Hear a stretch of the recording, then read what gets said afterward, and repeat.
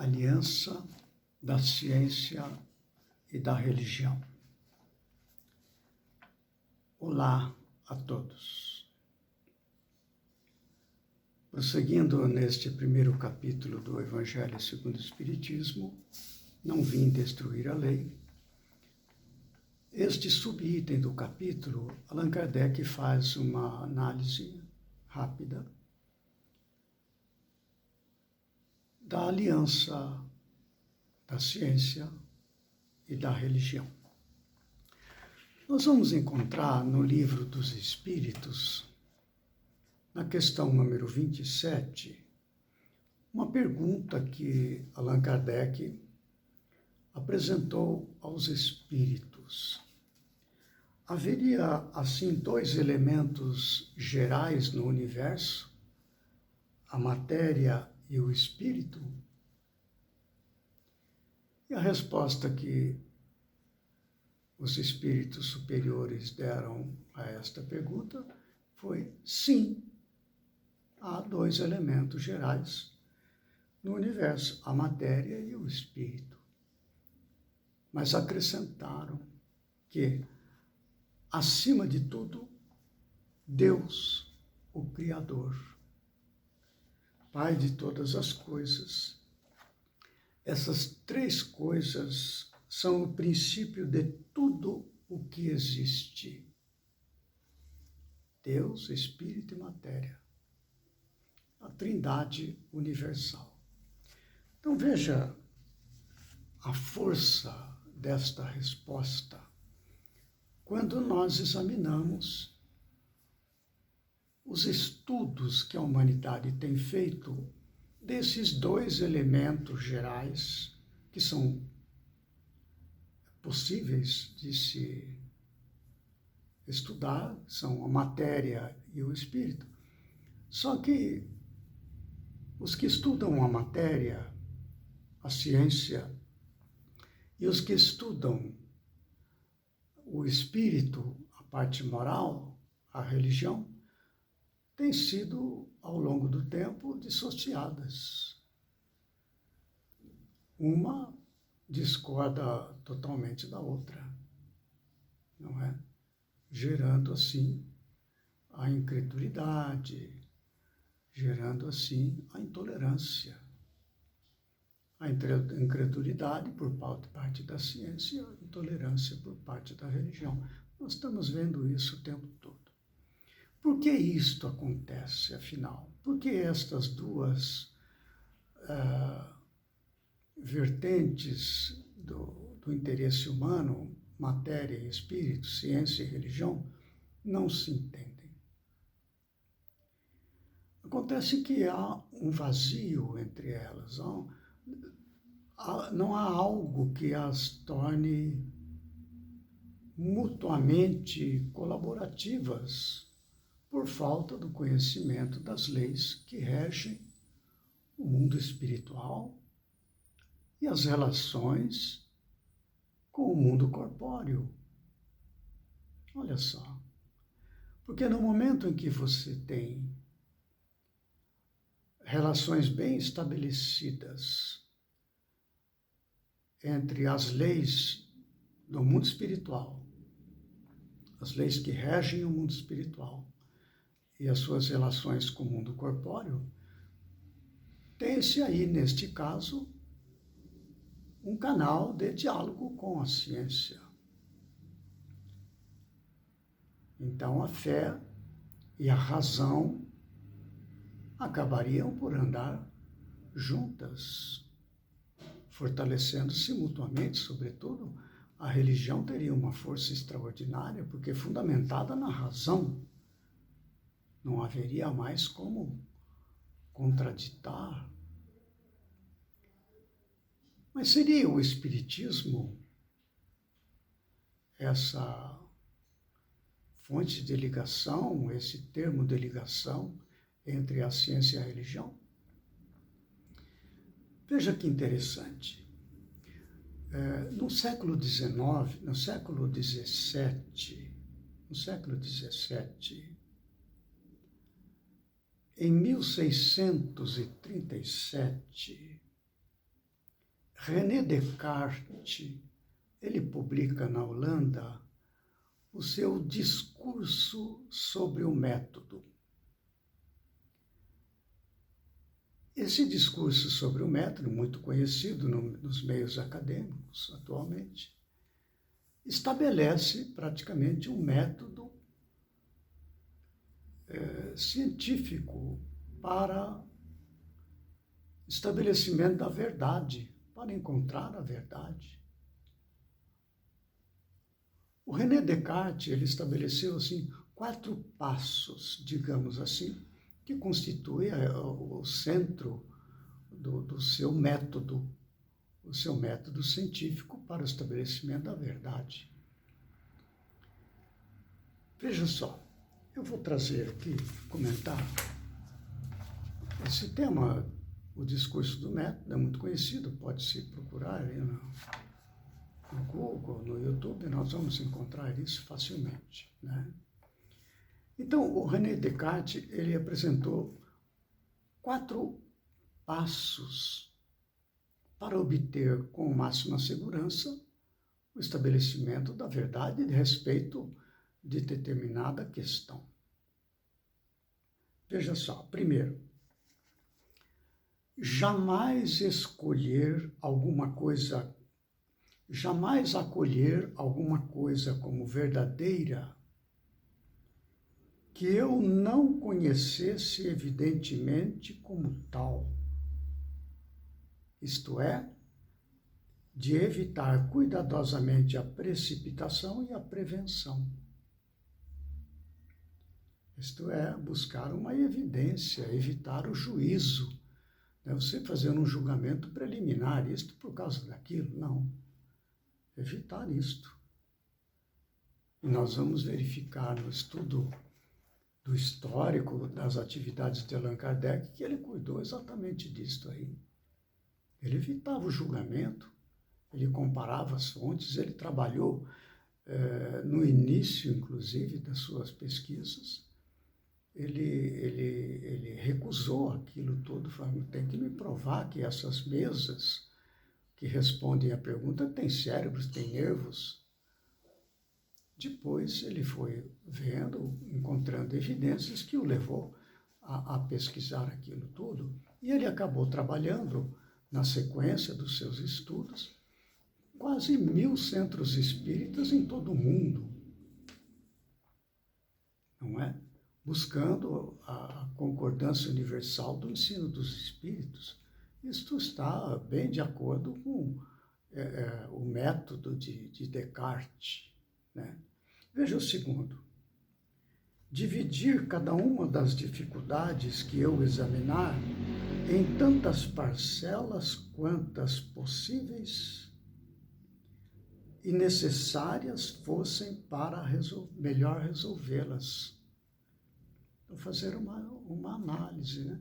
Se divide o seu elemento de pesquisa em tantas parcelas quantas são possíveis e analise uma por uma, né? Então, veja só, daí então, você conhecendo as partes, você pode tirar uma conclusão sobre todo. Kardec cuidava disso. Ele falava assim, partir-se dos efeitos para chegar às causas.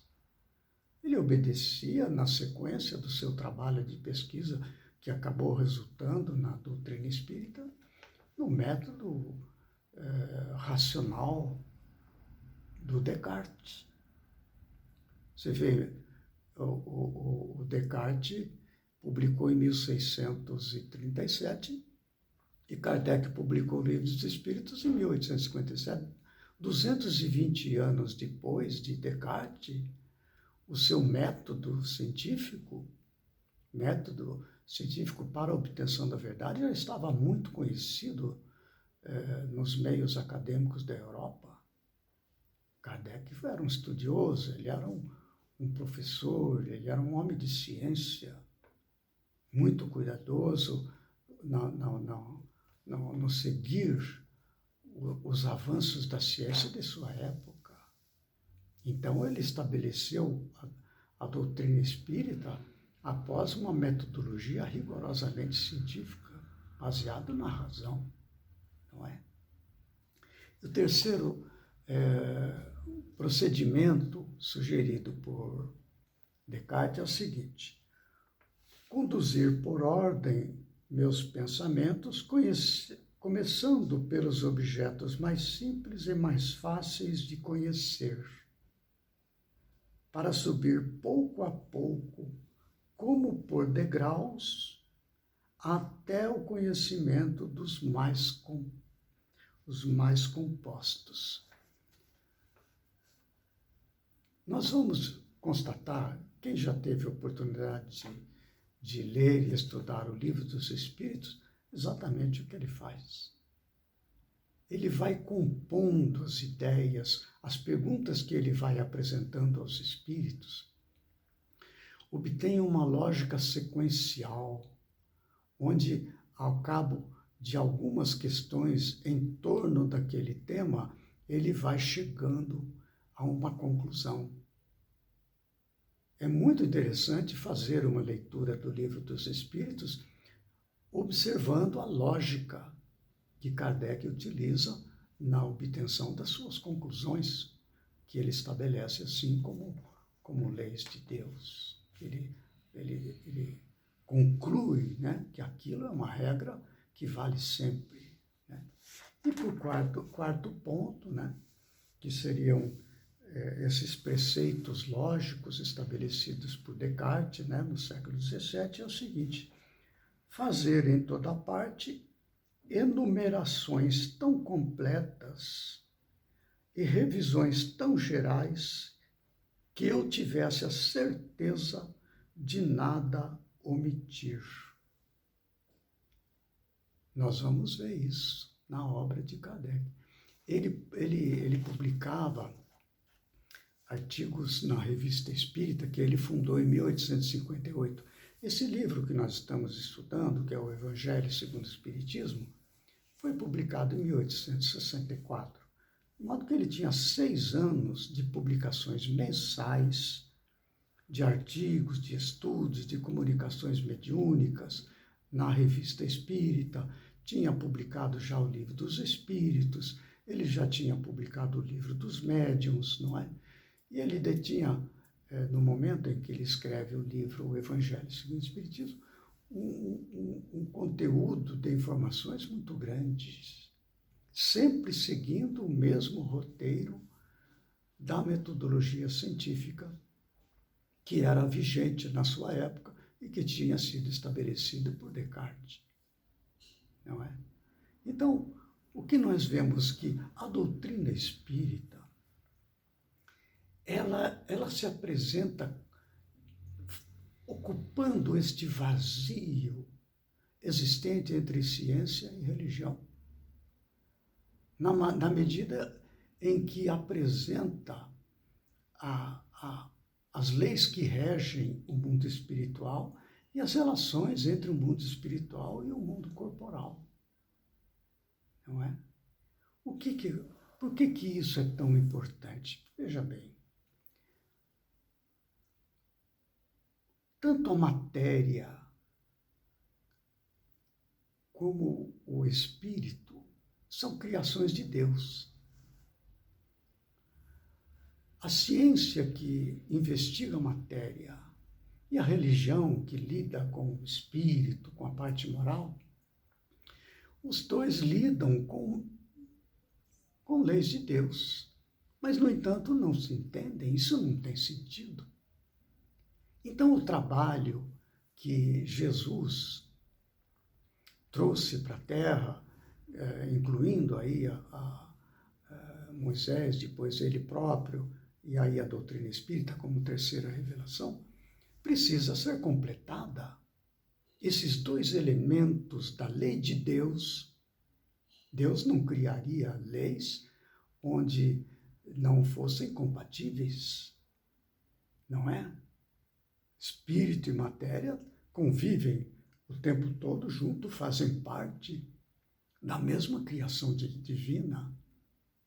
Enquanto esses dois setores do conhecimento humano não se unirem, o avanço no progresso da criatura fica prejudicado.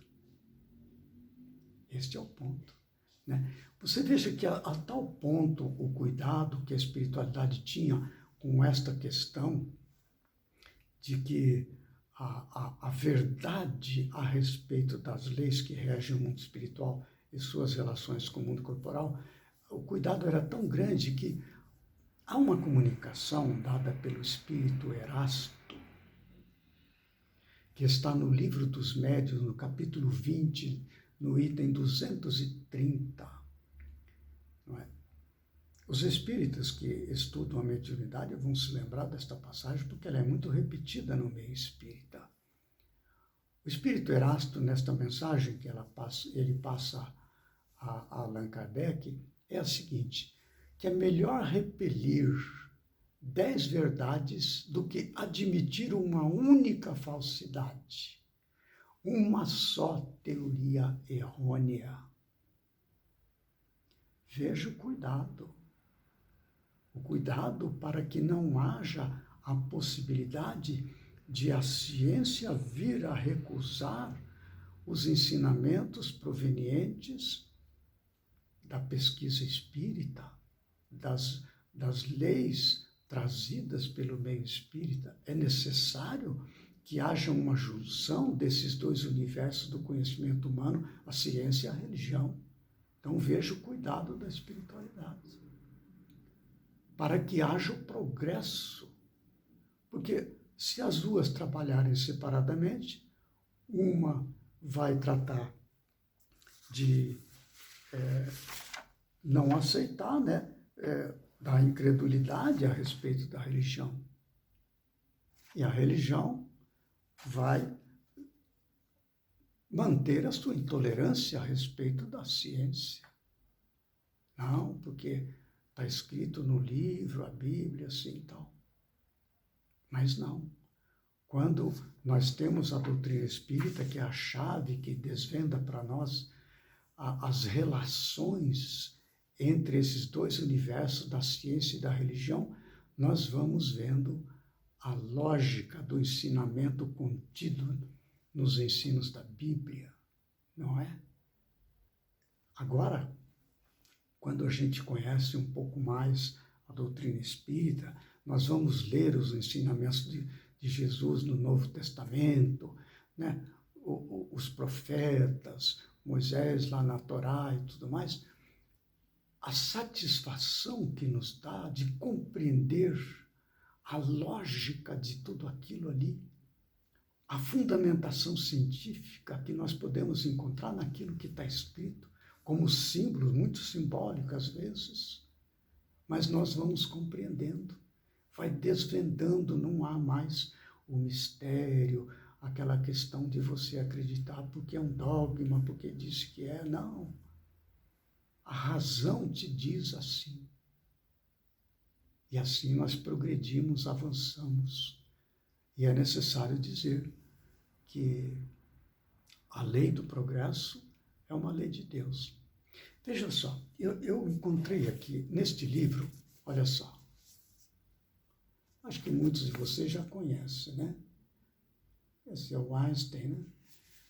É uma pessoa de ciência, muito conhecida, evidentemente, é praticamente um símbolo do avanço do conhecimento, da inteligência, né? Ele diz, numa certa parte, falando a respeito da religião e ciência, ele fala uma frase extraordinária, que eu vou ler, olha só.